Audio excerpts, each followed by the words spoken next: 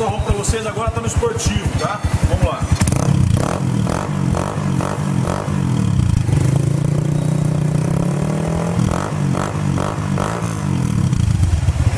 Agora eu vou passar pro silencioso, é bem rápido, simples. Com essa chavinha que acompanha o produto. Você percebe que a borboleta está aberta.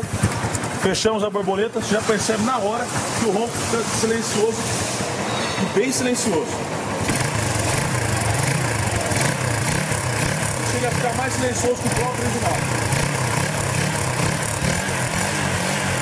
Vamos voltar de novo para o esportivo para você sentir a diferença.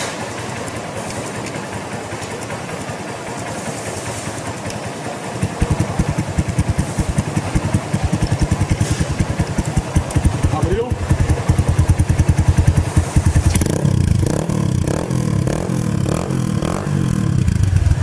É isso aí, esse escalavejo já tem disponível para diversas motos.